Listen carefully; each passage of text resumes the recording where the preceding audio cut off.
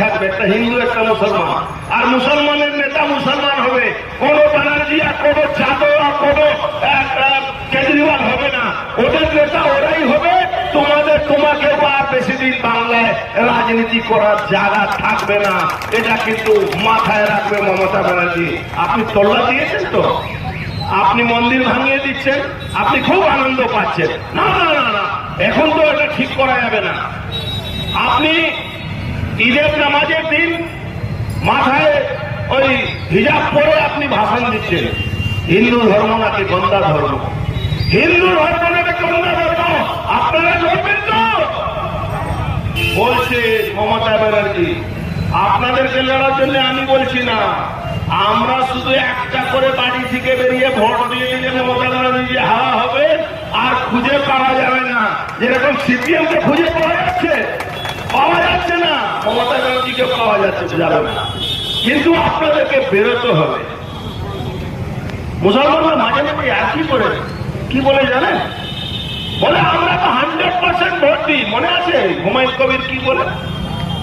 আমরা 100% ভোট করি, আর হিন্দুরা তো সেদিন আরাম করে, ওরা মাছ ভাত খাবে, আর মাছ ভাত খেয়ে বাড়িতে থাকবে, ছাড় তো ভোট দিতে যাবো না। এই জায়গা নিজেকে তৈরি করতে হবে। আপনার ভোট আপনার কর্তব্য আছে। আপনার সনাতন ধর্মকে বাঁচাবার জন্য বাংলায় ভোট করতে হবে, প্রত্যেকটা হিন্দুকে ভোট দিতে যেতে হবে। আর যে হিন্দু সনাতন ধর্মকে মানছে না, যারা যে হিন্দু এখনো সেকুলারিজমের কথা বলছে, তার বাড়িতে কোনো সম্পর্ক রাখবে না, তাদের বিয়ে বাড়িতে খেলে যাবে না, তাদের শ্রাদ্ধ বাড়িতে খেলে যাবে না। দেখুন, যারা অত্যাচার করে তাদের বিরুদ্ধে মনে ঘৃণা আনতে হবে। যতক্ষণ তাদের থেকে ঘৃণা করবেন না, ততক্ষণ তার বিরুদ্ধে লড়তে পারবেন না। আজকে আপনি ঠিক করুন কি পাঞ্চার বানাবেন সাইকেলে, কোন সনাতনী দোকান থেকে বানাবেন।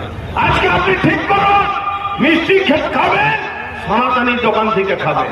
আপনি ঠিক করুন টোটোতে চড়বেন, কোন সনাতনী ছেলে টোটোতে চড়বেন। আপনি ঠিক করুন আপনাকে মাছ মাংস খাওয়ার জন্য আমি বারণ করছি না, মাছ মাংস খান, সনাতনী দোকান থেকে নিয়ে খান। আপনি সব করুন, সনাতনীদেরকে সামনে রেখে করুন। আপনি বিরিয়ানি খেতে যাবেন, বাড়িতে করুন না, খান না। ওই হাজি বিরিয়ানি, থুতু ফেলা বিরিয়ানি খাবেন কেন?